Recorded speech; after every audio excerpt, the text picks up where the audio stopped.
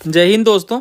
तो ईपीएफओ के history question की हमने बात करी थी लास्ट के वीडियो में ना। पॉलिटी सेक्शन की बात करते हैं। तो पॉलिटी के क्वेश्चंस भी काफ़ी शानदार हैं और इनका लेवल मॉडरेट टू टफ है। वन बाय वन देखते हैं, बट पीवाईक्यू से ट्रेसेबल है हमेशा की तरह ही। तो ये देखो, पहला सवाल है, इसमें पार्ट्स पे पूछा गया। मैंने आपसे पहले भी कहा, अभी रिसेंट के जितने एग्जाम्स हो रहे हैं सब में पार्ट्स पे क्वेश्चन आया है। अभी एलडीसी की भी एनालिसिस करी थी हमने, वहाँ भी देखा हमने पार्ट पे क्वेश्चन आया है और सारे पार्ट मैंने आपको याद करवा दिए थे। ये वीडियो का स्क्रीनशॉट है जो कि यूट्यूब पे अवेलेबल है। आप लिखोगे UPSC LDC analysis by facets of UPSC, मिल जाएगी आपको ये वीडियो। वहाँ से आप देख करके ज़्यादा जानकारी ले सकते हैं। देखो, पार्ट्स आप जानते ही हो हमारे संविधान के अंदर किस तरह से ये डिवाइडेड है। पहला जो है वो यूनियन एंड इट्स टेरिटरी के साथ डील करता है, दूसरा सिटीजनशिप, तीसरा फंडामेंटल राइट, चौथा डीपीएसपी, और इस तरीके से ये है। और इसका निमोनिक भी हमने पढ़ा था। तो इसमें इन्होंने सिंपल ही पूछा है, तो ये क्वेश्चन आपका सॉल्व हो जाना चाहिए, इनमें टाइम नहीं लगना चाहिए। देखो, ए बी आप जानते हो अमेंडमेंट करके जोड़ा जाता है, मैंने पहले भी आपको ये बताया है। और अमेंडमेंट करके इनमें से क्या जोड़ा गया है, तो कोऑपरेटिव सोसाइटीज़ को अमेंडमेंट करके जोड़ा गया है। तो डी जाएगा 2 के साथ। तो देखो, ये दोनों हट गए। अब ए तो 4 के साथ ऑब्वियस है, पार्लियामेंट के साथ जो प्रोविजन रिलेटेड है पार्ट 5 में है। और इसके बाद है borrowings by the government of India और legislative power of the governor. तो legislative power of the governor part 6 में, और जो गवर्नमेंट की बोरोइंग है, बोरोइंग बाय द गवर्नमेंट, वो पार्ट 12 में है। तो ये सी है 3 के साथ, तो आंसर इज डी 4 1 3 2। ठीक है, 4 1 3 2 सही ऑर्डर है और ये सारा हमने पढ़ रखा है ऑलरेडी। तो इस तरह के क्वेश्चन में लॉजिक भी अप्लाई होता है। आप जानते हो पार्ट 5 में यूनियन गवर्नमेंट है, पार्ट 5 में यूनियन गवर्नमेंट है और पार्ट 6 में स्टेट गवर्नमेंट है। तो यहाँ पे देखो 6 की जो बात है वो गवर्नर के साथ ही डील करेगा, तो आसान है इस तरीके से। तो ये क्वेश्चन इजी है और इस तरह के क्वेश्चन पेपर में गलत होने के कोई चांसेस नहीं होने चाहिए। अगर आपके पार्ट आर्टिकल वगैरह सवाल गलत हो रहे हैं तो फिर बहुत डिफिकल्टी है, क्योंकि बेयर एक्ट पे आपकी अच्छी कमांड होनी चाहिए। और जो मेजर आर्टिकल्स हैं वो भी याद होना चाहिए, जैसे अमेंडमेंट से रिलेटेड आर्टिकल याद होने चाहिए, इमरजेंसी प्रोविजंस वाले पार्ट आर्टिकल, इनमें क्लैरिटी होनी चाहिए, इलेक्शन रिलेटेड कौन सा पार्ट है। ठीक है, वो सारी चीज़ हमने कई बार पढ़ी है और आपने भी पढ़ी है, बट उन्हें याद रखना इंपॉर्टेंट है। और वो प्रैक्टिस से हो जाएगा, जब आप एक साथ काफ़ी सारे ऐसे पार्ट्स के पीवाईक्यूज करोगे ना तो वो रट जाता है पूरा। ओके, नेक्स्ट क्वेश्चन देखिए। तो कह रहे हैं कि who among the following is not a member of the GST council. पहला है प्राइम मिनिस्टर, दूसरा union finance minister, union minister of state और minister nominated by each state government. तो थोड़ा समझ लेते हैं, बहुत ही आसान सवाल है, कई बार पीवाईक्यू में पूछा गया है और लास्ट क्वेश्चन के रेफरेंस की ही तरह। सो अगर जीएसटी की बात करें तो आप जानते हो 101st अमेंडमेंट से हमारा जीएसटी बना 2016 में, राइट। और जीएसटी को मैनेज करने के लिए जीएसटी काउंसिल है, और जीएसटी काउंसिल का आर्टिकल याद रखना, अक्सर आर्टिकल ही पूछते हैं। तो आर्टिकल है 279 और अमेंडमेंट करके जोड़ा गया है, इसलिए 279A है। और ये जो आर्टिकल है ना, ये एम्पावर करता है प्रेसिडेंट को कि वो एक जीएसटी काउंसिल को कॉन्स्टिट्यूट कर सकते हैं। अब इसमें जो सबसे ज़रूरी बात पूछते हैं जीएसटी काउंसिल के बारे में, वो है इनका कॉम्पोजिशन। तो जीएसटी काउंसिल का कॉम्पोजिशन कैसा है वो देखते हैं।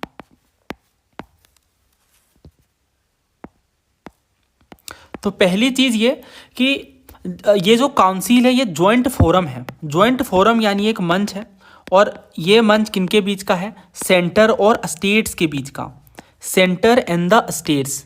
और इनमें मेंबर्स कौन होते हैं, तो पहले होते हैं union finance minister. Union finance minister क्यों, नाम से समझ आ रहा है, जीएसटी काउंसिल है, जीएसटी रिलेटेड चीज़ें, तो यूनियन फाइनेंस मिनिस्टर का एक इंपॉर्टेंट रोल होता है और ये चेयरपर्सन के रूप में एक्ट करते हैं। यूनियन फाइनेंस मिनिस्टर चेयरपर्सन के रूप में एक्ट करते हैं। देन इसके अलावा union minister of state incharge of revenue और फाइनेंस। तो स्टेट के भी यूनियन मिनिस्टर होते हैं। इसके अलावा और एक मिनिस्टर होते हैं, the minister incharge of finance और टैक्सेशन, या फिर कोई दूसरे मिनिस्टर जो नॉमिनेट किए जाते हैं बाय ईच स्टेट गवर्नमेंट। तो इस तरह से जो काउंसिल के मेंबर्स हैं from the state have to choose one amongst themself, तो उनको खुद में चुनना होता है to be the vice chairperson of the council. Chairperson कौन होते हैं, यूनियन फाइनेंस मिनिस्टर। अगर वाइस चेयरपर्सन पूछेंगे तो काउंसिल के मेंबर्स जो है स्टेट से, वो खुद में ही चुन लेते हैं वाइस चेयरपर्सन को। तो इतनी बात ध्यान रखना, चेयरपर्सन इंपॉर्टेंट है, पूछते हैं वो। इसके अलावा यूनियन कैबिनेट ने डिसाइड करा है कि वो chairperson of the central board of indirect taxes and custom यानी सीबीआईसी को एक परमानेंट इनवाइटी के रूप में, हालांकि उन्हें वोटिंग पावर नहीं देंगे बट उन्हें परमानेंट इनवाइटी के रूप में काउंसिल के प्रोसीडिंग्स में शामिल रखते हैं। तो ये चीज़ हो गई। अच्छा, वर्किंग इनका देखो कैसा है, तो आप जानते ही हो कि पार्लियामेंट हो या फिर काउंसिल हो, इनमें कोरम चाहिए। कोरम यानी मिनिमम कुछ तो नंबर चाहिए ना जिनसे ये चीज़ें स्टार्ट हो, जो मीटिंग्स हैं वो स्टार्ट हो। तो यहाँ पे 1/2 है यानी हाफ है कोरम। कोरम क्या है? हाफ है। हाफ मेंबर्स रिक्वायर्ड होंगे टोटल का, तो ये काउंसिल की मीटिंग स्टार्ट होगी और जो हर एक डिसीजन होगा मीटिंग का वो मेजोरिटी में लिया जाएगा of not less than 3/4 of the weighted votes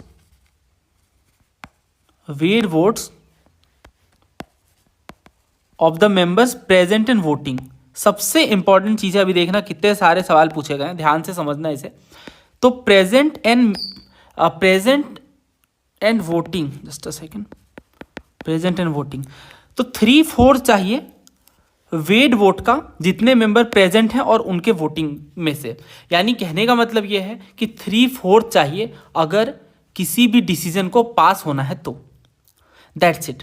और ये जो डिसीजन है ये कैसे लिया जाएगा? तो जो सेंट्रल गवर्नमेंट की वोटिंग है, सेंट्रल गवर्नमेंट की जो वोटिंग का वेटेज है वो क्या है? 1/3 टोटल जितनी वोट की कास्टिंग हुई है उनका, 1/3 ऑफ टोटल वोट्स कास्ट लिख देता हूं मैं, ठीक है। और स्टेट गवर्नमेंट्स का कितना है? तो आप जानते हो यहाँ पे जो स्टेट गवर्नमेंट्स हैं, स्टेट गवर्नमेंट्स, इनका जो वेट है वो जो बच गया 1/3, यहाँ पे अगर सेंटर का है तो बचा हुआ 2/3 जो है टोटल वोट का, वो वेटेज होती है स्टेट गवर्नमेंट्स के पास। तो बस इतनी बातें आपको समझनी है। जीएसटी काउंसिल का क्या फंक्शन होगा? तो टैक्स हो गए, सेस हो गए और सरचार्ज वगैरह लिवाय करना बाय द सेंटर, स्टेट और लोकल बॉडीज़, है ना, जो मर्ज हो गई जीएसटी के साथ। इसके अलावा किस तरह से टैक्स फ्लोर क्या होगा, टैक्स की लिमिट क्या होगी, ये सारी चीज़ें देखने का काम करती हैं जीएसटी काउंसिल।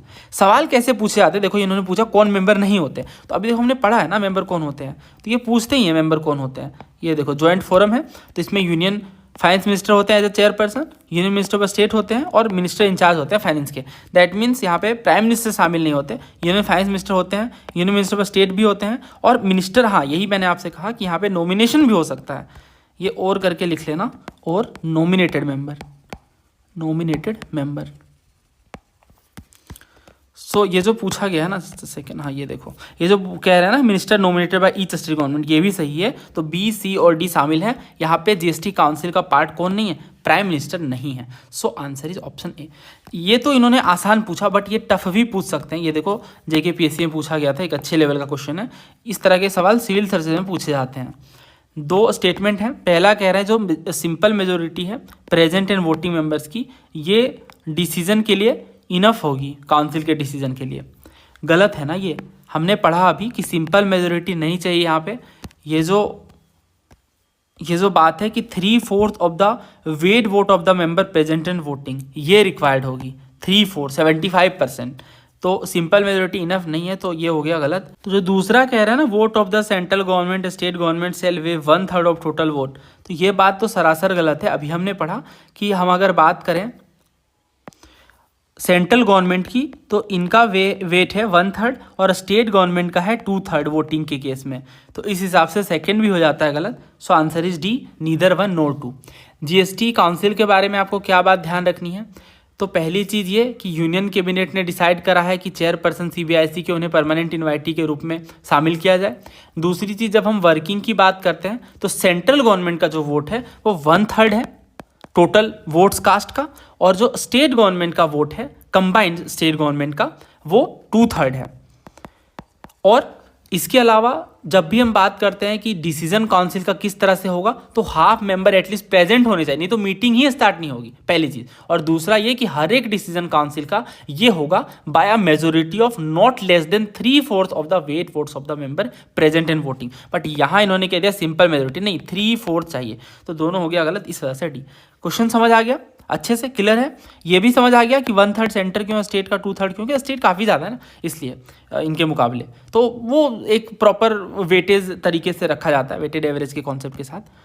अब ये देखो सिंपल क्वेश्चन भी पूछते हैं आपसे कि आर्टिकल बता दो। कई बार पूछा गया, ये बहुत सारे एग्जाम्स में पूछा गया है, तो आर्टिकल याद कर लेना इसे 279A। वैसे तो याद हो गया होगा आपको।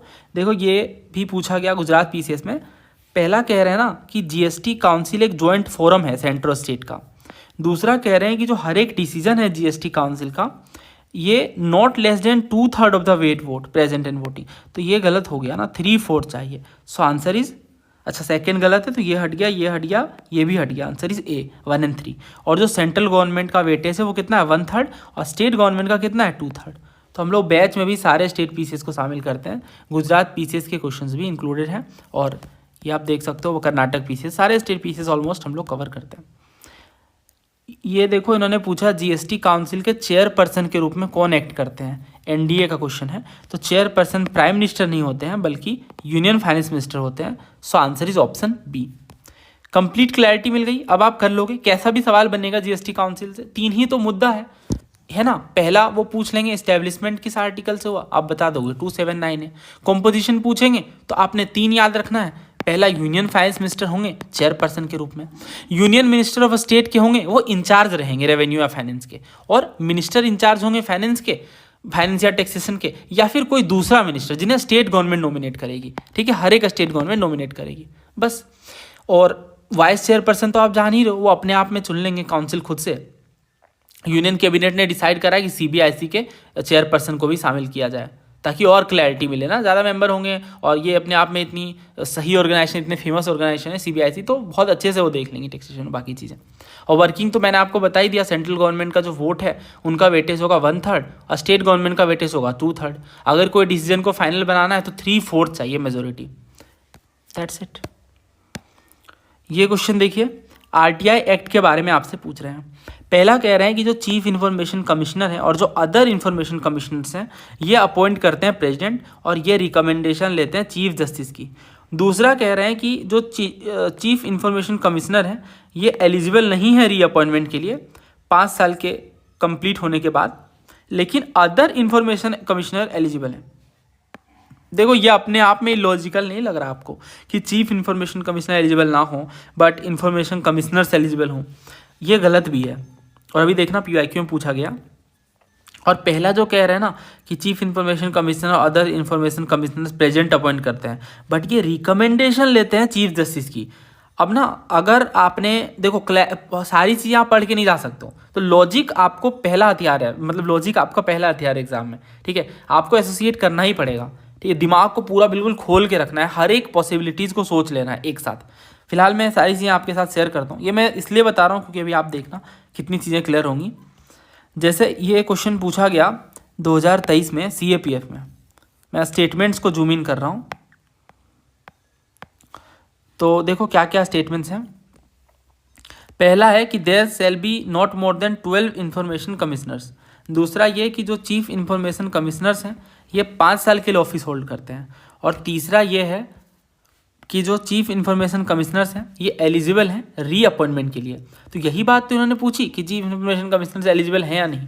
तो इससे क्या साबित होता है कि पीवाईक्यू का बहुत बड़ा रोल है, ये आप देख सकते हो, बहुत बड़ा। और ये अगर आप रेगुलर व्यूअर हो तो आपने देखा होगा मैंने किसी पेपर को नहीं छोड़ा, बीपीएससी से अलावा और भी जितने स्टेट पीसीएस हैं, यूपीएससी के एग्जाम्स, और सब में पीवाईक्यूज हैं, कोई नई बात नहीं है इसमें। सो अब आप पहले इन्हें अटैम्प्ट कर लो, ये ऑप्शन हैं इनके। तो उम्मीद है आपने अटैम्प्ट किया होगा। देखो अगर आप अटैम्प्ट नहीं कर रहे हो तो ये धोखा है खुद के साथ ही आपका, क्योंकि क्लैरिटी नहीं मिल पाएगी। जैसे आप क्वेश्चन अटैम्प्ट करते हो ना आपको पता चलता है कि कहाँ पे आपकी गलतियाँ हो रही हैं। पहला कह रहे हैं कि 12 इन्फॉर्मेशन कमिश्नर चाहिए।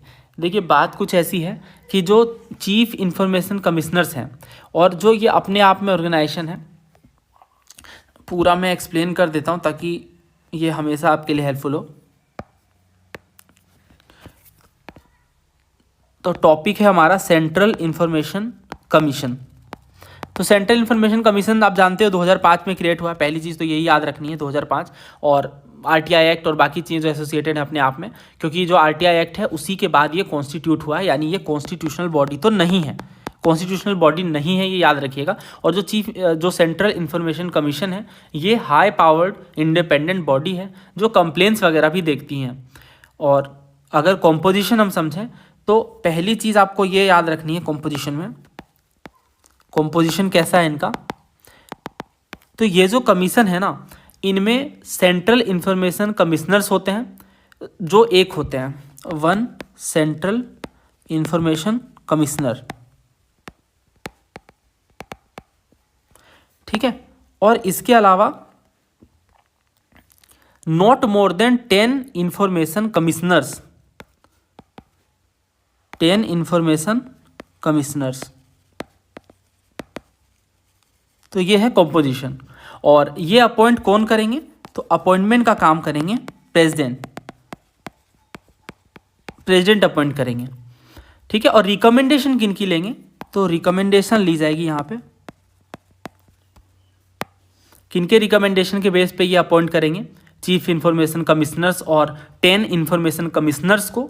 तो ये रिकमेंडेशन ली जाएगी प्राइम मिनिस्टर, जो कि एज अ चेयरपर्सन एक्ट करेंगे। और इसके अलावा लीडर ऑफ अपोजिशन भी होंगे, लीडर ऑफ अपोजिशन लोकसभा के, और यूनियन कैबिनेट मिनिस्टर होंगे, है ना, जो कि नॉमिनेट किए जाएंगे बाय प्राइम मिनिस्टर। और ये एमिनेंस इनका होना चाहिए पब्लिक लाइफ में विथ वाइड नॉलेज, जिनमें वो लॉ साइंस इन चीज़ों का अच्छा नॉलेज रखते हों, और वो मेंबर ऑफ पार्लियामेंट के सदस्य नहीं होने चाहिए, और ऑफिस ऑफ प्रॉफिट होल्ड नहीं कर रहे हों।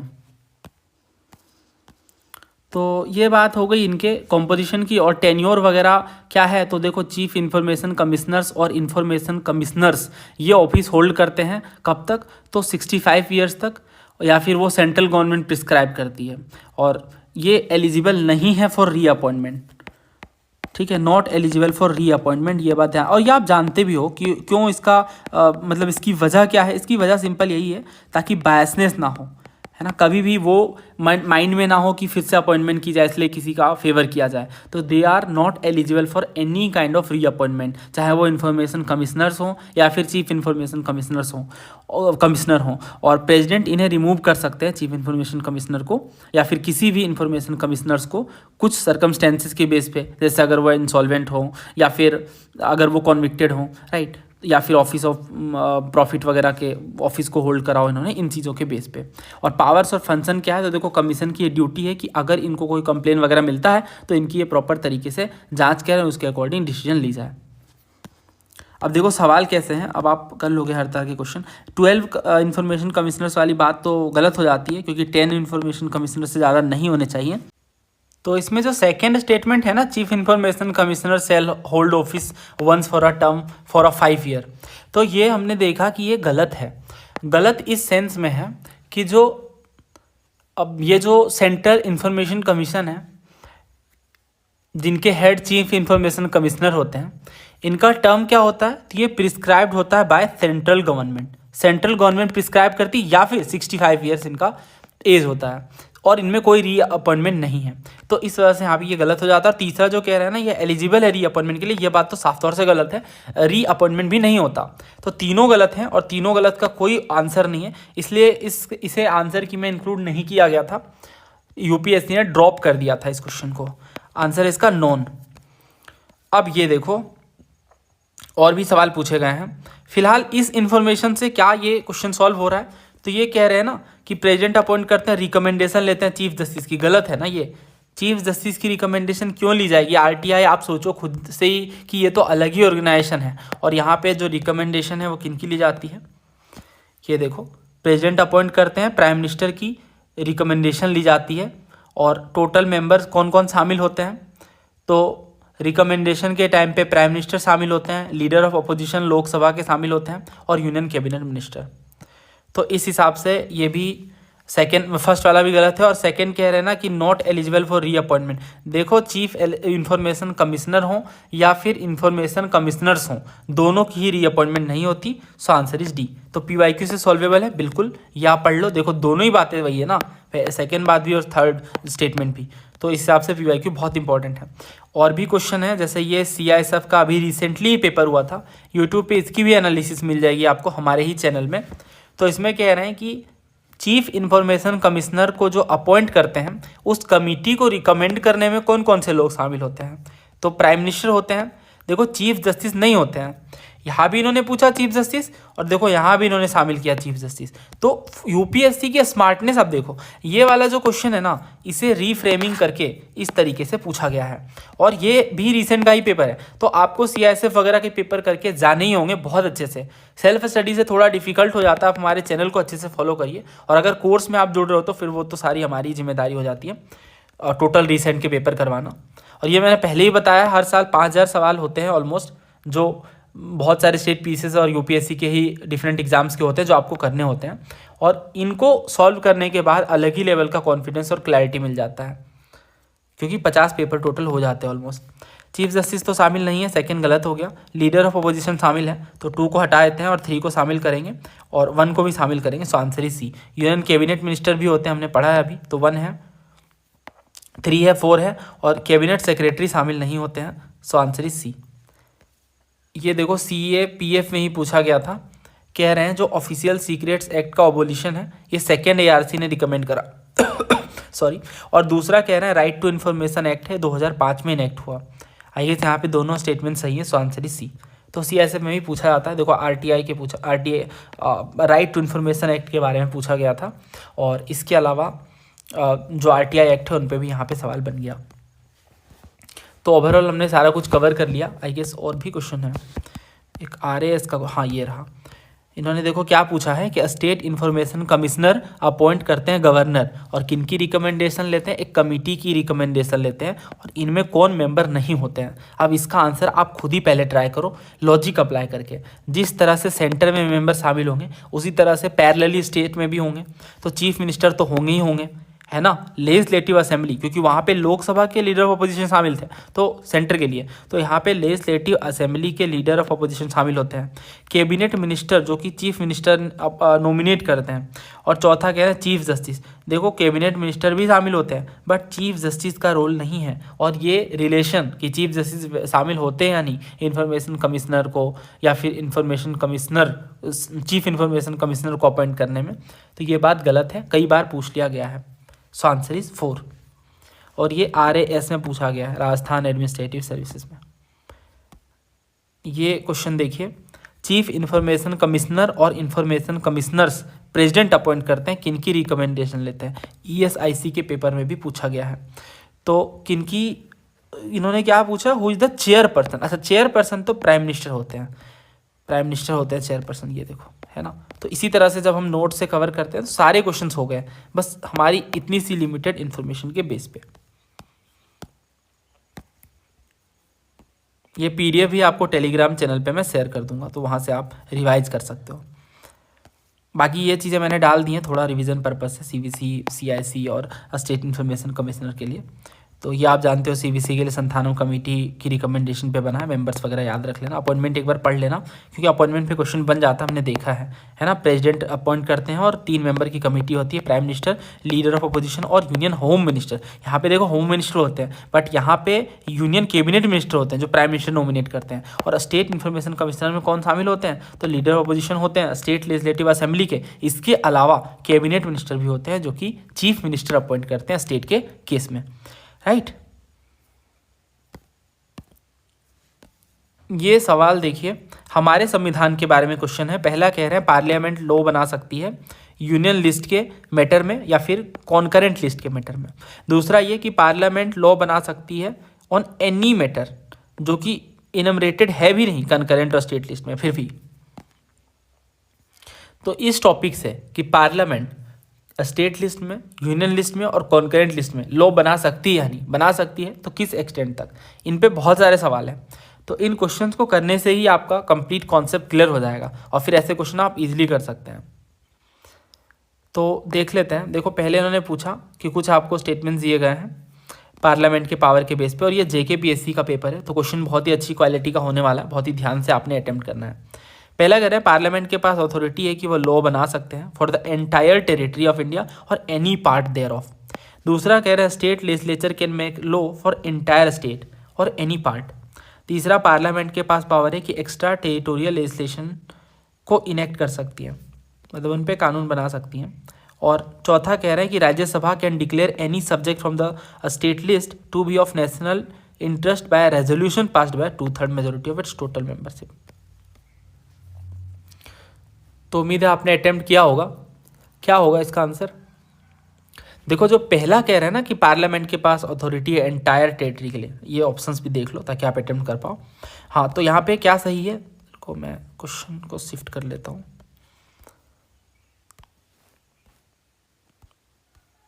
तो देखो इसमें जो पहला कह रहे हैं ना कि पार्लियामेंट के पास अथॉरिटी है कानून बनाने का पूरे देश के हिस्से के लिए, ये बात बिल्कुल सही है। आर्टिकल 245 जब आप पढ़ोगे, 245 में ये बात कही गई है साफ तौर से कि parliament can make law for the whole और एनी पार्ट ऑफ टेरिटरी। तो पहला सही है। दूसरा कह रहे हैं कि state legislature can make law for entire state. देखो ये भी सही है, क्यों नहीं, स्टेट लेजिस्लेचर बिल्कुल अपने स्टेट के लिए कानून बनाएगी। तीसरा कह रहे हैं पार्लियामेंट के पास पावर है एक्स्ट्रा टेरिटोरियल लिस्ट। हाँ, आर्टिकल 245 के क्लोज 2 में ही ये बात है कि no law made by the parliament shall be invalid on the ground that it has extra territorial operation. और चौथा कह रहे हैं राज्यसभा डिक्लेयर कर सकता है किसी भी सब्जेक्ट को फ्रॉम स्टेट लिस्ट कि ये नेशनल इंटरेस्ट का है, और यहाँ पे 2/3 की मेजोरिटी लग रही है। देखो आप अगर ध्यान से सोचो ना तो ये गलत है, क्योंकि राज्यसभा पास करता है resolution bye 2/3 majority of member present and voting, but यहाँ पे इन्होंने कहा है 2/3 मेजोरिटी ऑफ टोटल मेंबरशिप। ठीक है, टोटल मेंबरशिप रिक्वायर्ड नहीं होती, तो इस हिसाब से ये गलत बना देता है इस पर्टिकुलर स्टेटमेंट को, और बाकी तीनों सही हैं। So answer is C. तो JKPSC का क्वेश्चन काफ़ी अच्छा है, यहाँ पे भी आप देख सकते हो। राज्यसभा डिक्लेयर कर सकती है किसी भी सब्जेक्ट को फ्रॉम स्टेट लिस्ट, ये बात सही है, बट यहाँ पे जो रेजोल्यूशन चाहिए होगा वो 2/3 मेजोरिटी चाहिए of member present in voting under article 249।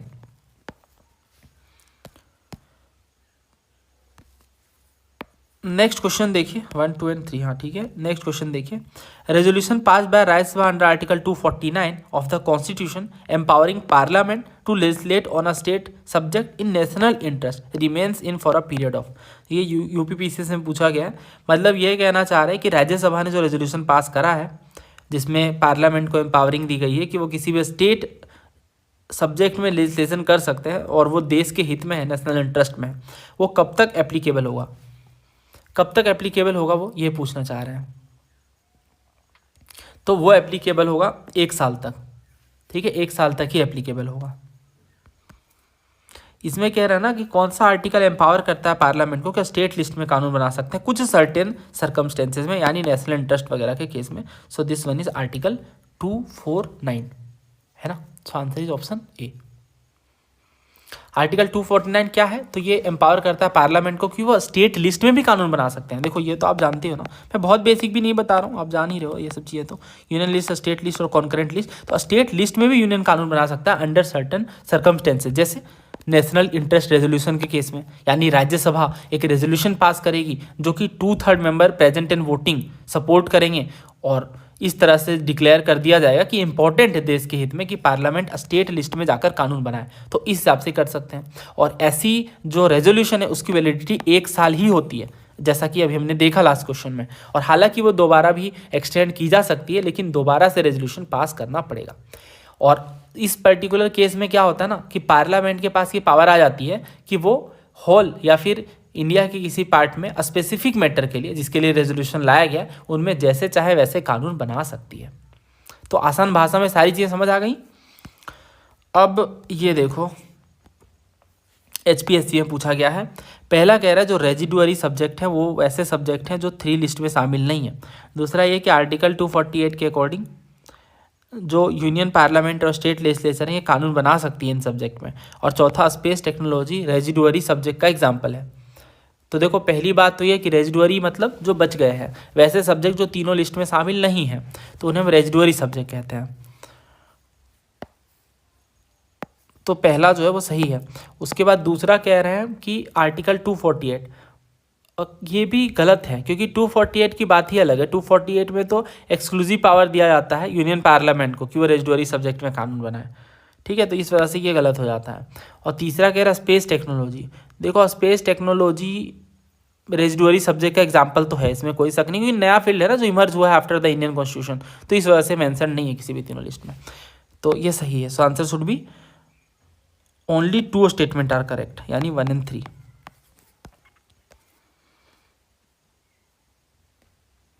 ये क्वेश्चन देखिए, इसमें कह रहा है पार्लियामेंट किसी भी मैटर में लेजिस्लेट कर सकती है जो कि स्टेट लिस्ट में है इफ़ 2 और मोर स्टेट लेजिस्लेचर पास सच रेजोल्यूशन, जिसमें रिक्वेस्ट किया जा रहा है पार्लियामेंट को कि वो इनेक्ट करे ऐसे कानून को।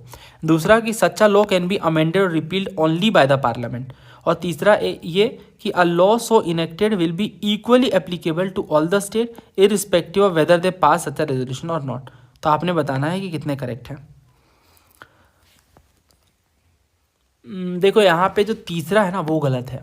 तीसरा इसलिए गलत है कि such a law would be applicable only to those state that passed a resolution for the time, यानी वैसे कानून एप्लीकेबल उन्हीं स्टेट में होंगे जिन्होंने उस टाइम पे रेजोल्यूशन पास करा। ये कह दे रहे हैं कि सारे स्टेट में। देखो आप खुद ही सोचो, जिस स्टेट ने पार्टिसिपेट नहीं करा है उनके लिए वह रेजोल्यूशन क्यों शामिल होगा? वो तो फिर उनके कानून का वायलेशन हो गया ना, और स्टेट लिस्ट भी अपने आप में सोवरेन है, राइट। तो तीसरा हो जाता है गलत। So answer should be B, only 2 statement are correct. देखो सेकंड सही है बिल्कुल। वैसे लॉ को अमेंड या रिपील किया जा सकता है बाय द पार्लियामेंट। कैसे लॉ? वैसे लॉ जिनमें जो स्टेट लिस्ट का पार्ट है, बट यहाँ पे क्या है, 2 या 2 से ज़्यादा स्टेट लेजिस्लेचर रिक्वेस्ट कर रही हैं, रेजोल्यूशन लेके आ रही हैं पार्लियामेंट के लिए कि वैसे लॉ इनेक्ट करें। तो आई होप आपको मैकेनिज्म समझ आया इसका। देखो फिर ये CAPF में पूछा गया था कि even in the state list exclusively reserve for state parliament can legislate certain circumstances. तो अभी कितनी बार हमने ये पढ़ा कि कुछ ऐसे खास मौके बन जाते हैं जहाँ पे स्टेट लिस्ट में भी कानून बनाने की नौबत आ सकती है बाय द पार्लियामेंट। दूसरा कह रहे हैं पार्लियामेंट स्टेट लिस्ट के सब्जेक्ट में किसी भी स्थिति में कानून नहीं बना सकते। गलत है ये, सेकंड हटा दो। तीसरा कह रहे हैं resolution supported by 2/3 of the member present in voting, ये जरूर ध्यान से पढ़ लेना, ठीक है। Is required to pass by the Rajya Sabha to pass a law under the state list. मुझे नहीं लगता इसमें कुछ गलत है। 2/3 मेंबर चाहिए प्रेजेंट इन वोटिंग का और राज्यसभा के द्वारा, जिससे स्टेट लिस्ट में पार्लियामेंट कानून बना सके। तो आंसर जो है सी होना चाहिए 1 और 3। तो पहला तो पता ही है हमें कि पार्लियामेंट ऑब्वियसली यूनियन और कॉन्करेंट में लॉ बनाएगी। सेकेंड वाला हमने पढ़ा कि रेजिडुअरी है ना, रेजिडुअरी पावर्स जो होते हैं, रेजिडुअरी लिस्ट वाले, यानी जो लिस्ट में शामिल नहीं है वैसे सब्जेक्ट, रेजिडुअरी सब्जेक्ट पे ही पार्लियामेंट कानून बना सकती है। So answer is option C, both 1 और 2।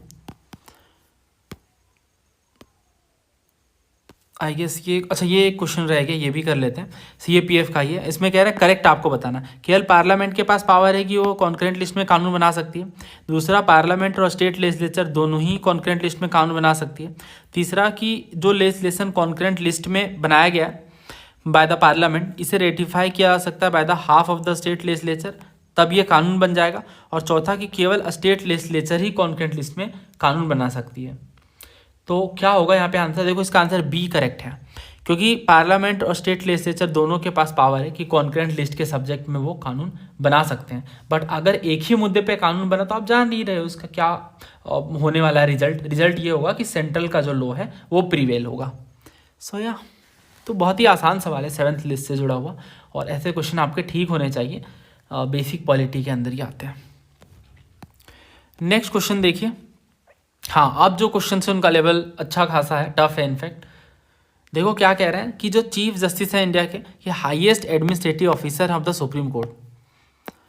ध्यान से पढ़ना, एडमिनिस्ट्रेटिव ऑफिसर की बात कर रहे हैं। दूसरा, जो एडमिनिस्ट्रेटिव पावर है for determining the work structure of the supreme court and it's registry, ये एक्सक्लूसिवली वेस्टेड है चीफ जस्टिस में, यानी सिर्फ चीफ जस्टिस के पास है। तीसरा ये कह रहे हैं कि पर्सन जो कि जज रहे हैं सुप्रीम कोर्ट ऑफ इंडिया के, ये प्रैक्टिस कर सकते हैं by the retirement only in supreme court, और कोई दूसरे कोर्ट में नहीं।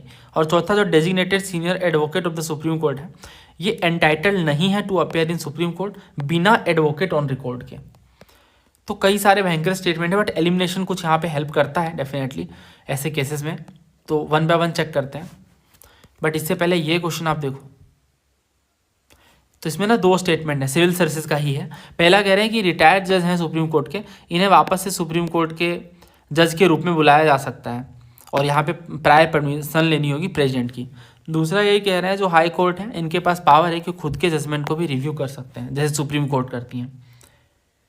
तो इस क्वेश्चन का जो आंसर है ना वो ए होगा, 1 ओनली, क्योंकि ना यहाँ पे कह रहे हैं जैसे सुप्रीम कोर्ट करती है। ये गलत है, रिव्यूइंग का पावर है, मतलब आर्टिकल 226 में भी आप देखो ना, तो यहाँ पे कोई मेंशन नहीं करा रिव्यूइंग पावर के बारे में, केवल ये कहा है कि high court as a court of record है।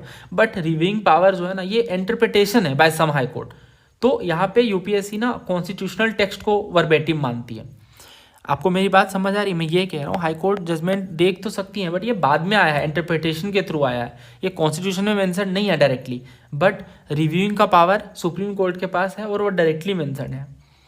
और पहला जो है वो सही है, तो आंसर ने ए दिया है यूपीएससी ने। पहला सही है क्योंकि सुप्रीम कोर्ट के जो रिटायर्ड जज हैं उन्हें वापस से एक्ट करने के लिए एज अ सुप्रीम कोर्ट जज बुलाया जा सकता है by chief justice of India. ये देखो सिविल सर्विसेज 2007 में पूछा गया कि जो रिमूवल ऑफ जज है हाई कोर्ट के, ये सेम है जो सुप्रीम कोर्ट के रिमूवल होते हैं जजों के, उस तरह से। दूसरा कह रहा है कि रिटायरमेंट के बाद फ्रॉम द ऑफिस परमानेंट जज जो है हाई कोर्ट के, ये प्लीड या एक्ट नहीं कर सकते हैं before any authority in India. तो यहाँ पे आंसर क्या होगा? देखो यहाँ पे जो आंसर है ना वो ए होगा, वन ओनली, क्योंकि हमने पढ़ा रिटायरमेंट वाली बात है ना, दे कैन प्लीड। और चीज़ें आपको जाननी है तो ये आप पढ़ सकते हो।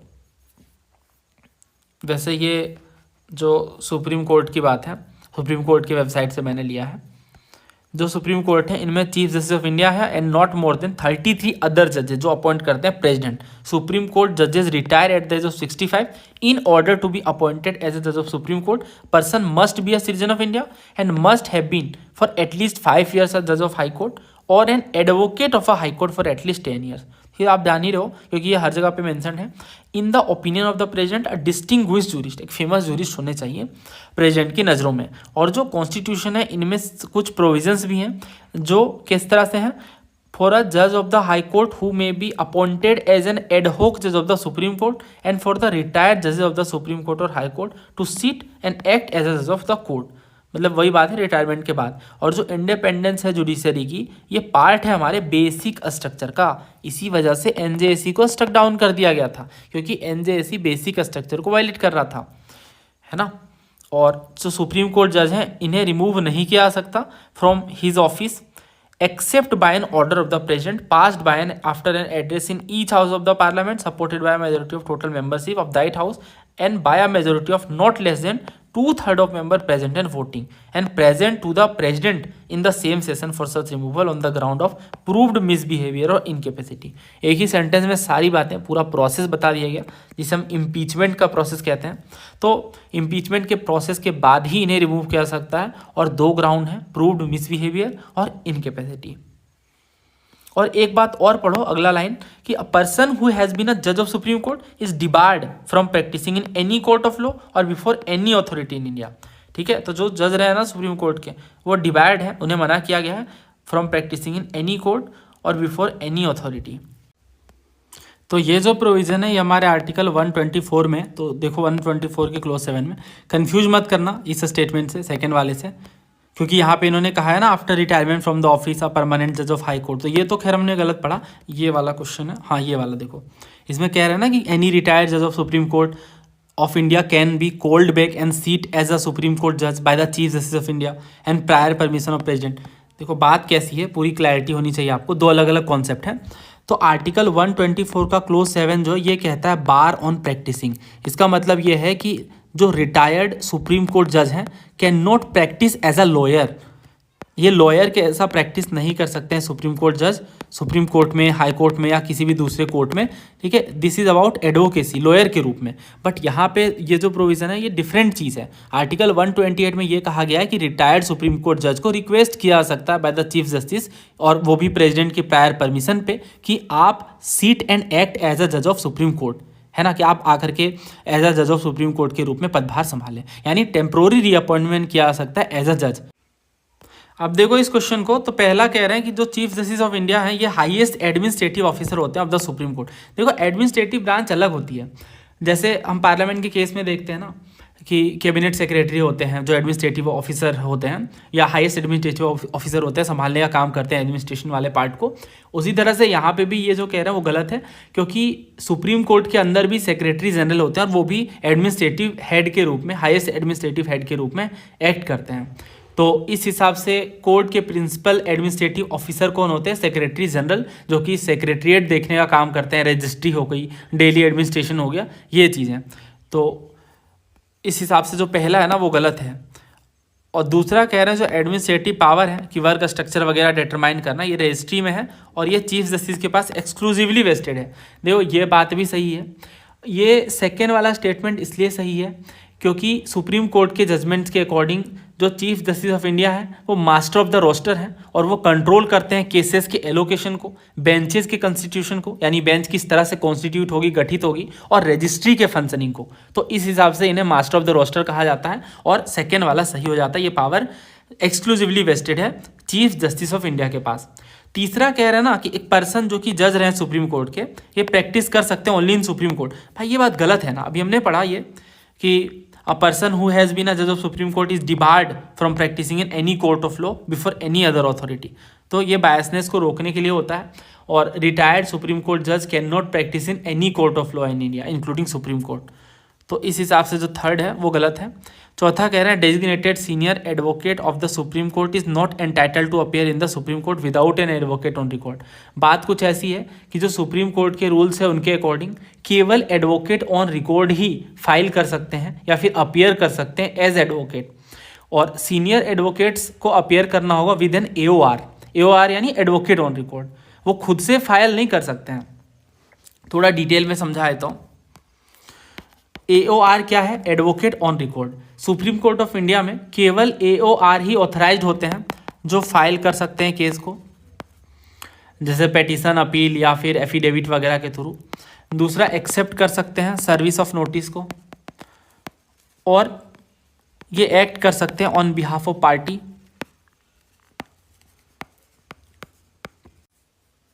तो देखो सुप्रीम कोर्ट रूल्स के अकॉर्डिंग केवल advocate on record he file या अपेयर कर सकते हैं as advocate.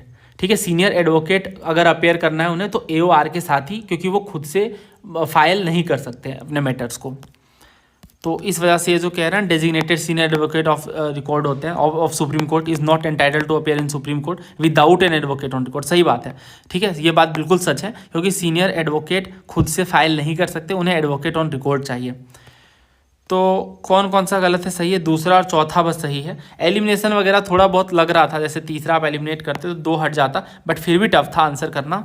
So answer is, इसमें कौन कौन सा सही हुआ? 2 और 4 ना। सो आंसर इज D 2 and 4। एक क्वेश्चन और है इसी तरह का, देखो ये थोड़ा आसान है। इसमें ना 4 स्टेटमेंट हैं और आपको करेक्ट ही बताना है। पहला आप पढ़ लो क्वेश्चन। पहला कह रहे हैं सुप्रीम कोर्ट के पास एक्सक्लूसिव ओरिजिनल जुरिस्डिक्शन है अगर 2 या 2 से ज़्यादा स्टेट के बीच डिस्प्यूट होता है तो। दूसरा कह रहे हैं केवल सुप्रीम कोर्ट, हाई कोर्ट और डिस्ट्रिक्ट कोर्ट्स के पास ही पावर है रिट इशू करने का। तीसरा जो चीफ मिनिस्टर है इनके पास, इनका कोई रोल नहीं है एंटायर अपॉइंटमेंट प्रोसेस में हाई कोर्ट के जज के। चौथा कि लोकल कस्टम और कन्वेंशन जो स्टेट्यूट के साथ यानी कानून के साथ विरोध में नहीं है, कॉन्ट्राडिक्ट नहीं है, उन्हें कोर्ट के द्वारा अकाउंट में लिया जा सकता है जब जस्टिस की बात आएगी कुछ सर्टेन स्फीयर्स में। मतलब उन्हें देखा जा सकता है कि अच्छा ये रूल या फिर ये लॉ कैसे काम कर रहा है और उनकी हेल्प ली जा सकती है। ये क्वेश्चन बहुत बार रिपीट हुआ है हमारे, आप देखो तो हमने कई बार इसे पढ़ा है। ओरिजिनल जुरिस्डिक्शन में सर्च करो, हाँ ये देखो आप, BPSC के एनालिसिस के टाइम पे भी हमने पढ़ा था ये। कितने सारे सवाल हमने करे थे। इन्होंने पूछा था ना ओरिजिनल जुरिस्डिक्शन क्या है सुप्रीम कोर्ट का, तो dispute between government of India and one of the state. देखो एक या एक से ज़्यादा के बीच का झगड़ा हो जब गवर्नमेंट ऑफ इंडिया के साथ डिस्प्यूट हो किसी तरह का। दूसरा डिस्प्यूट बिटवीन 2 और मोर स्टेट, यानी 2 या 2 से ज़्यादा राज्यों के बीच विवाद हो उस केस में भी। और ये दोनों तो गलत हैं, यानी आपको ओवरऑल बात समझ आ गई होगी। एक साइड में सेंट्रल गवर्नमेंट है, दूसरी साइड में स्टेट्स हैं, या फिर एक स्टेट है। ऐसा भी हो सकता है कि 2 या 2 से ज़्यादा स्टेट के बीच किसी तरह का डिस्प्यूट है। तो ये सब कुछ ओरिजिनल जुरिस्डिक्शन के अंदर आता है, यानी इन मामलों को देखने का काम केवल और केवल सुप्रीम कोर्ट ही करेंगी। ये सवाल सिविल सर्विस में पूछा गया था ओरिजिनल जुरिस्डिक्शन के बारे में। तो देखो ये आई गेस सेम ही सवाल है। तो आप जानते ही हो बहुत सारे स्टेट पीसीएस के पेपर्स में ऐसे सिविल सर्विसेज के पुराने सवाल उठा लिए जाते हैं। गवर्नमेंट ऑफ इंडिया या और इसके अलावा एक या एक से ज़्यादा स्टेट के बीच का डिस्प्यूट है, या 2 से ज़्यादा स्टेट के बीच का डिस्प्यूट है, तो ये दोनों ही जो है वो ओरिजिनल जुरिस्डिक्शन का पार्ट है। इन्होंने नॉट पूछा है, अच्छा इंक्लूडेड ही पूछा है ना। Which of the following are included in original jurisdiction dispute between government and one of state. ये तो अच्छा, हाँ तो इसका आंसर सी है। ठीक है, इसका आंसर क्या है? सी 1 and 4, क्योंकि दूसरा और तीसरा गलत है। हाँ ये पूरा मैंने लिख के समझाया था आर्टिकल 131 के बारे में कि गवर्नमेंट ऑफ इंडिया और स्टेट के बीच का विवाद हो सकता है, या फिर एक स्टेट है या एक से ज़्यादा स्टेट है और गवर्नमेंट ऑफ इंडिया के बीच का विवाद है, या फिर एक या एक से ज़्यादा स्टेट्स के बीच का विवाद है। तो इन सब मामलों को देखने का काम करती है ओरिजिनल जुरिस्डिक्शन, यानी सुप्रीम कोर्ट का ओरिजिनल जुरिस्डिक्शन। तो अब हम इस क्वेश्चन की ओर अगर बढ़ें तो ये आप देखो, इन्होंने पूछा कि केवल सुप्रीम कोर्ट और हाई कोर्ट देखो सुप्रीम कोर्ट और हाई कोर्ट दो यहाँ पे एक साथ इन्होंने लिख दिया और एक्सक्लूसिव ओरिजिनल लिख दिया, तो ये तो स्टेटमेंट ही खुद को कॉन्ट्राडिक्ट कर रहा है ना। अगर एक्सक्लूसिव है तो सिर्फ सुप्रीम कोर्ट के पास होगी या फिर हाई कोर्ट के पास होगी, दोनों के पास कैसे हो सकती है?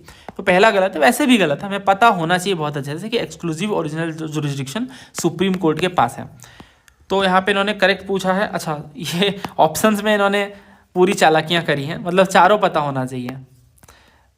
दूसरा कह रहे हैं कि डिस्ट्रिक्ट कोर्ट के पास भी रिट इशू करने की पावर, गलत है। डिस्ट्रिक्ट कोर्ट रिट इशू नहीं कर सकती और इसका रीज़न भी आप जानते हो। हालांकि अगर पार्लियामेंट चाहे बाय लॉ तो किसी भी कोर्ट को पावर दे सकती है रिट इशू करने की, और ये भी हमने बहुत डिटेल में पढ़ा है। तो HPSC की एनालिसिस करी थी, उस टाइम पे हमने बहुत सारे सवाल करे थे रिट के ऊपर, है ना। ये आप देख सकते हो रिट के ऊपर कितने सारे क्वेश्चन हमने कवर करे थे। उसमें मैंने आपको एक टेबल बना करके बताया था कि सुप्रीम कोर्ट केवल फंडामेंटल राइट के लिए रिट जारी कर सकती है, फंडामेंटल राइट के वायलेशन के लिए, but high court fundamental right और अदर राइट्स के लिए भी, ये इंडिया की पूरी टेरिटरी में, क्योंकि सुप्रीम कोर्ट है ना ये, तो ये रिट जारी कर सकती हैं। बट हाई कोर्ट का खुद का टेरिटोरियल जुरिस्डिक्शन है, उसी के दायरे में रहकर ये रिट जारी करेंगे। सुप्रीम कोर्ट को मैंडेटरली यानी अनिवार्य रूप से रिट जारी करना है, जबकि हाई कोर्ट के लिए ये पावर डिस्क्रिशनरी है। हाई कोर्ट चाहे तो मना भी कर सकती है रिट इशू करने के पावर को लेकर, क्योंकि ना सुप्रीम कोर्ट की जो पावर है वो फंडामेंटल राइट से खुद से डिराइव्ड है, और आप जानते ही हो हमारा फंडामेंटल राइट काफ़ी इंट्रिंसिक है, और इस हिसाब से अगर हम देखें तो मैंडेटरी हो जाता है सुप्रीम कोर्ट के हिसाब में। और अब सारी चीज़ें क्लियर हैं अगर आपको तो जस्ट अ सेकेंड, ये वाली फाइल इसमें देखो इन्होंने कहा डिस्ट्रिक्ट कोर्ट भी, तो ये गलत हो जाता है। और अगर पहला भी गलत है, दूसरा भी गलत है, तीसरा कह रहे हैं चीफ मिनिस्टर के पास एब्सोल्युटली नो रोल है। तो इस चीज़ को लेके बहुत विवाद होता है। अगर आपने इमरजेंसी अच्छे से पढ़ा और आपको बैकग्राउंड पता है उसका, तो ये आप जानते होंगे कि कितना ज़्यादा एग्जीक्यूटिव का इंटरफेरेंस था जुडिशरी को लेकर, जिसके कारण ही सारी डिबेट हुई थी। तो ये आप देखो, Indira Gandhi denied justice HR Khanna CJI job 50 years ago, his Neiphiu is CJI now. तो ये न्यूज़पेपर की क्लिपिंग लिए मैंने रिसेंट की ही। तो जस्टिस संजीव खन्ना जी जो ओथ ले चुके हैं as a chief justice of India on Monday about 50 years ago, justice HR Khanna, Sanjiv Khanna uncle and then the senior most supreme court जज was denied to the CJI post by the then prime minister. तो यहाँ पे आप समझ सकते हो कि executive का भी रोल था। और देखो अभी मैं सारी चीज़ें बता सकता हूँ आपको, फर्स्ट जजेस केस, सेकेंड जजेस केस, थर्ड जजेस केस, बट वो अभी हमारे लिए इंपॉर्टेंट नहीं है। बस आप ये समझ लो, उन्होंने कह दिया है कि एब्सोल्युटली नो रोल है चीफ मिनिस्टर का भी, तो ये गलत हो जाता है। और लोकल कस्टम का हेल्प हमेशा ही लिया जाता है बाय द सुप्रीम कोर्ट, क्योंकि लोकल कस्टम भी बहुत ज़्यादा अफेक्ट करते हैं। और हालांकि ऑब्वियस ही बात है वो हमारे कॉन्स्टिट्यूशन के अगेंस्ट नहीं होने चाहिए, कॉन्स्टिट्यूशन के साथ में होने चाहिए। तो चौथा सही है और 3 गलत है, बस एक ही सही है। तो मेरे हिसाब से आंसर 1 होना चाहिए। बाकी ये क्वेश्चन देखो आप, तो कह रहे हैं सुप्रीम कोर्ट के पास ये पावर है कि कंटेम्प्ट ऑफ कोर्ट के लिए, और ये केवल सुप्रीम कोर्ट के पास है। और दूसरा कह रहे हैं सुप्रीम कोर्ट और हाई कोर्ट दोनों के पास ही एडवाइजरी जुरिस्डिक्शन है। ये भी क्वेश्चन काफ़ी अच्छा है, कई बार इस तरह के सवाल पूछे गए हैं। जैसे ये आप देखो, कंटेम्प्ट ऑफ कोर्ट को लेकर सिविल सर्विस में क्वेश्चन पूछा गया था कि इंडिया में पार्लियामेंट के पास पावर है कि वो कंटेम्प्ट ऑफ कोर्ट को लेकर कानून बना सकती है। और ये फिर पूरा सवाल उसी पे बेस्ड है कि कॉन्स्टिट्यूशन एम्पावर करता है सुप्रीम कोर्ट को और हाई कोर्ट को to punish for contempt of themselves. तो अगर ये सेकेंड स्टेटमेंट आपने प्रिपेयर करा है तो आप समझ सकते हो कि ये जो पहला कह रहे हैं केवल सुप्रीम कोर्ट के पास पावर है कंटेम्प्ट की, वो बात गलत है ना, क्योंकि सुप्रीम कोर्ट और हाई कोर्ट दोनों के पास पावर है फॉर कंटेम्प्ट ऑफ देमसेल्फ। तो सारी चीज़ें फिर यहाँ से क्लियर हो जाती हैं। यही वजह है ना PYQ का। आप देखो इतना टफ क्वेश्चन भी सॉल्व हो रहा है। तो सेकंड सही है यहाँ पे। और कॉन्स्टिट्यूशन डिफाइन नहीं करता है सिविल कंटेम्प्ट और क्रिमिनल कंटेम्प्ट को, तो 3 को आप हटा दो। बाकी चौथा भी सही है, पार्लियामेंट के पास पावर है कि वो कानून बना सकती है कंटेम्प्ट ऑफ कोर्ट को लेके, और HN सान्याल कमेटी के बाद ये पास हुआ है। तो इस हिसाब से ना पहला गलत है। और ये एडवाइजरी जुरिस्डिक्शन वाला जो सवाल है ये भी कई बार पूछा गया है। जस्ट अ सेकेंड, ये जुडिशियल एक्टिविज्म को लेके, हाँ ये देखो, ये हमारी NCERT में है, jurisdiction of supreme court of India. जो ओरिजिनल जुरिस्डिक्शन है ये यूनियन और स्टेट के बीच के जो डिस्प्यूट्स हैं उन्हें सॉल्व करने का काम करता है। फिर अपीलेट जुरिस्डिक्शन है, यानी ये अपील लेता है फ्रॉम लोअर कोर्ट। और एडवाइजरी जुरिस्डिक्शन है, यानी एडवाइस करता है प्रेसिडेंट को on matter of public importance and law. तो ये एडवाइजरी जुरिस्डिक्शन केवल सुप्रीम कोर्ट के पास है, क्योंकि प्रेसिडेंट को यही एडवाइस करते हैं। तो इस हिसाब से ना ये गलत है, तो दोनों ही गलत है ना। तो D होना चाहिए आंसर, नीदर 1 नॉर 2। तो कई बार ये क्वेश्चन पूछे गए हैं। देखो कंटेम्प्ट ऑफ कोर्ट को लेके यहाँ भी सवाल पूछा गया, फिर कंटेम्प्ट ऑफ कोर्ट को लेके देखो ये क्वेश्चन भी पूछा गया सिविल सर्विस में। और ये दोनों सवाल का आंसर आप करिएगा कमेंट में, आसान से क्वेश्चन है, मैं पिन कर दूंगा, ठीक है। ये भी क्वेश्चन बहुत ईजी है, और ये वाला भी वीडियो पोस्ट करिए और दोनों अटैम्प्ट करिए, मैं सही आंसर कॉमेंट में पिन कर दूंगा। तो ये क्वेश्चन भी एनसीईआरटी से है। एनसीईआरटी काफ़ी ज़रूरी है आपकी प्रिपरेशन में। डीपीएसपी के बारे में नेक्स्ट क्वेश्चन है। पहला कह रहे हैं यूसीसी फॉर ऑल पर्सन, जितने भी लोग रह रहे हैं इंडिया में। दूसरा provision for early childhood care and education up to the age of 14 years. और तीसरा इंटरनेशनल पीस एंड सिक्योरिटी। अगर आपने पीवाईक्यूज मेरे साथ करा है तो आप ऐसे क्वेश्चन अच्छे से कर पाओगे, अच्छे से इन द सेंस ज़्यादा एक्यूरेट होने के चांसेस होंगे। देखने में सवाल आसान है बट छोटी छोटी चीज़ों में, क्योंकि डीपीएसपी और फंडामेंटल ड्यूटीज़ ये जो दो क्वेश्चन बनते हैं ना, इनमें वर्ड्स का बहुत इंपॉर्टेंट रोल है। थोड़ा सा वर्ड वो चेंज करते हैं, कंपोजिट कल्चर को कुछ और वर्ड से रिप्लेस कर देंगे, तो इस तरह से वो क्वेश्चन में बदलाव करते हैं। वैसे ये यूसीसी वाली बात तो देखो अभी सीजेएस में पूछी गई, कंबाइंड जियो साइंटिस्ट में। अब देख ही रहे हो बहुत सारा सवाल रिपीटेड है, आर्टिकल ही पूछा था बस। बट यहाँ सीडीएस वाले क्वेश्चन में, जो कि 2017 का, इसमें इन्होंने पूछा था आर्टिकल 44 के बारे में। और क्वेश्चन कुछ ऐसा था कि पहला ये कह रहे हैं ये फंडामेंटल राइट है हर एक सिटीजन का, और दूसरा ये कि स्टेट एंडेवर करेगा, यानी कोशिश करेगा कि वो जितने भी सिटीजन्स हैं थ्रू आउट द टेरिटरी, उनके लिए ये प्रयास किया जाएगा ताकि सिक्योर किया जा सके इसे। तीसरा ये कि it is not enforceable by any court, किसी भी कोर्ट में एनफोर्सिएबल नहीं है। और चौथा ये कि it is not enforceable by a court yet the constitution requires that as a principle it should be fundamental. कानून के रूप में ये फंडामेंटल होना चाहिए गवर्नेंस को लेके, वही जो डीपीएसपी का अपना मोटो है। तो इस हिसाब से क्या होगा यहाँ पे आंसर, क्योंकि हमें गलत बताना है। तो ये तो बहुत ही आसान क्वेश्चन है। आसान इन द सेंस ये जो कह रहे हैं ना कि ये फंडामेंटल राइट है, ये गलत है क्योंकि ये डीपीएसपी है आर्टिकल 44 के अंदर, और इस हिसाब से जो फर्स्ट है वो गलत है। बाकी तीनों सही हैं, बी सी और डी तीनों ही सही हैं। स्टेट एंडेवर करेगा यानी कोशिश करेगा कि वो अपने सिटीजन्स के लिए सिक्योर कर सकें। It is not enforceable by any court, ये भी सही है। और जब तक जो कोर्ट है वो ये ना रिक्वायर कर ले कि गवर्नेंस के लिए हमारे फंडामेंटल, मतलब गवर्नेंस के लिए ये एक इम्पॉर्टेंट आस्पेक्ट है, फंडामेंटल है कानूनी तौर से, तो तब तक इसे अप्लाई नहीं किया जा सकेगा, क्योंकि डीपीएसपी गाइडिंग प्रिंसिपल्स हैं फॉर पॉलिसी मेकिंग। अब ये देखो, इन्होंने कहा all person living in India, ये तो गलत हो जाता है, सिटीजन्स के लिए, जैसे कि हमने देखा। तो क्वेश्चंस हमेशा, क्योंकि देखो ये जो क्वेश्चन है ना, यहाँ पे इंडियन सिटीजन की बात करी, यहाँ पे देखो इन्होंने कहा इम्प्लीमेंटेशन फॉर सिटीजन, तो इन क्वेश्चंस को बहुत ध्यान से पढ़ना होता है, राइट। और इसके अलावा जो ये टर्म्स होते हैं बहुत इंपॉर्टेंट हो जाते हैं। हाँ, तो तीसरा सही है, तीसरा सही है और पहला गलत है, तो पहला गलत है, ये हटा दो। और इसके अलावा बस हमें सेकंड चेक करना है। तो सेकंड के लिए देखो, ये मैंने रिसेंटली अर्ली चाइल्डहुड केयर के बारे में आपको सारी चीज़ें क्लियर करी थी। तो ये देखो पूछ रखा है इन्होंने सीडीएस के ही पेपर में कि कौन सा करेक्ट है एज पर द कॉन्स्टिट्यूशन, है ना, रिसेंट का ही सवाल है, 2025 का ही। पहला कह रहे हैं जो 86th अमेंडमेंट है, इसमें राइट टू एजुकेशन को जोड़ा गया डीपीएसपी में, ये बात गलत है ना। और सारी चीज़ मैंने आपको पढ़ाई थी कि आप देखो एक एक बात की। 86th जो कॉन्स्टिट्यूशन अमेंडमेंट एक्ट है वो आर्टिकल 45 से किस तरह से जुड़ा हुआ है, पहले क्या सिचुएशन थी, है ना, बाद में क्या सिचुएशन बनी, एक एक चीज़ें मैंने लिख के बताई थी। फिर 21A आर्टिकल क्या है, तो फ्री और कंपलसरी एजुकेशन की बात करता है 6 से 14 साल के बच्चों के लिए, और ये एक फंडामेंटल राइट है। फिर 86th अमेंडमेंट क्या करता है, आर्टिकल 21A को इंसर्ट करता है, और यहाँ नाम से ही समझ आ रहा है, आर्टिकल से ही समझ आ रहा है कि हम बात कर रहे हैं फंडामेंटल राइट की, और ये 6 से 14 साल के बच्चों के लिए एजुकेशन सिक्योर करने की बात करता है for compulsory and free education, right. और इसके अलावा 45 जो आर्टिकल है ना, उसे भी अमेंड करता है, और अमेंड करके क्या प्रोविजन आता है वो देखते हैं। और इसके अलावा 51A में क्लोज के को जोड़ता है, 51A यानी फंडामेंटल ड्यूटीज़ को, और इसमें यही कह दिया गया पेरेंट्स की रिस्पॉन्सिबिलिटी है 6 से 14 साल के बच्चों को लेकर, एजुकेशनल चीज़ों को लेकर, राइट। अब ये क्वेश्चन देखो, इन्होंने कहा कि 86th अमेंडमेंट में राइट टू एजुकेशन को डीपीएसपी के चैप्टर में जोड़ा गया, ये बात गलत है ना। ये बात क्यों गलत है, क्योंकि ये फंडामेंटल राइट में जोड़ा गया आर्टिकल 21A में। दूसरा कह रहा है राइट टू वर्क और right to education, fundamental right भी है, डीपीएसपी भी है, गलत। राइट टू वर्क जो है वो सिर्फ डीपीएसपी है, तो आंसर था नीदर। अब ये देखो, ये पूछा गया KAS में, यानी कर्नाटक एडमिनिस्ट्रेटिव सर्विसेज में, और इसमें क्या ऑप्शंस थे हमारे पास। पहला कह रहे हैं कि 86th के बारे में आपको करेक्ट बताना है, ये प्रोवाइड करता है fundamental right to free and compulsory education. दूसरा ये कि आर्टिकल 21A इंट्रोड्यूस किया गया।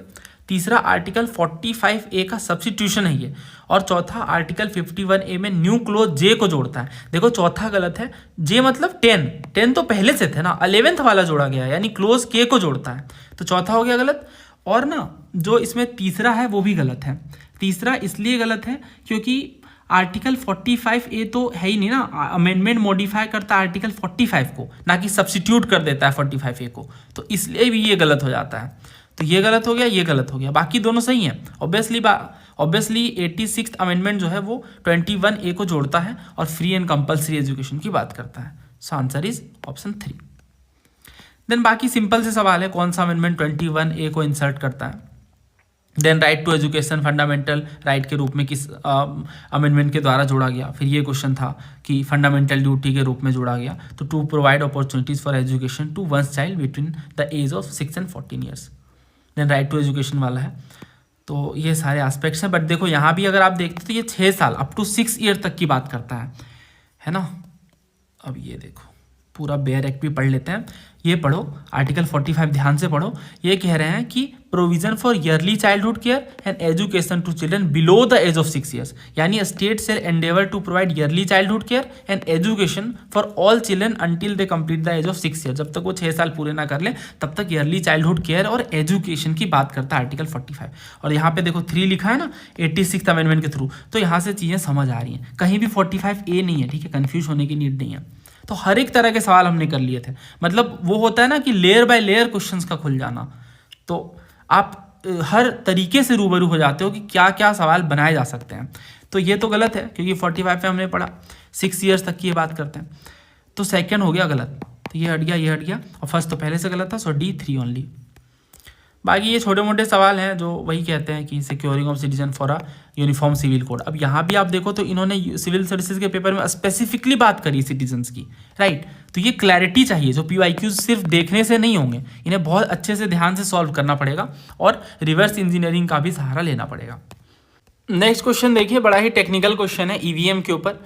पहली बार यूज किया गया 2004 में, जब ये नेशन वाइड डिप्लॉय किया गया, यानी पूरे देश में एक साथ EVM लगाया गया।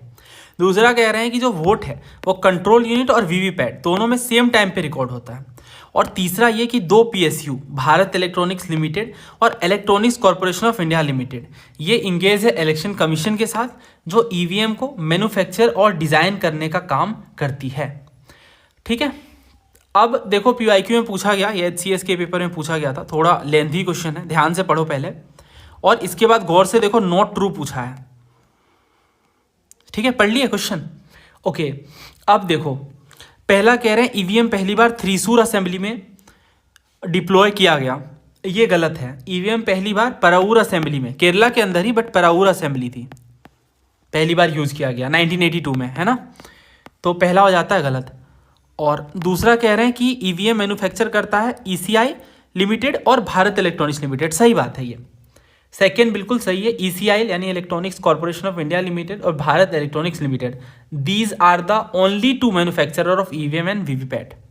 तीसरा कह रहे हैं वीवीपैट पहली बार by election Khonsa assembly constituency में यूज किया गया, ये गलत है, पहली बार नोकसेन में किया गया, नोकसेन असेंबली नागालैंड में, यह भी PYQ है।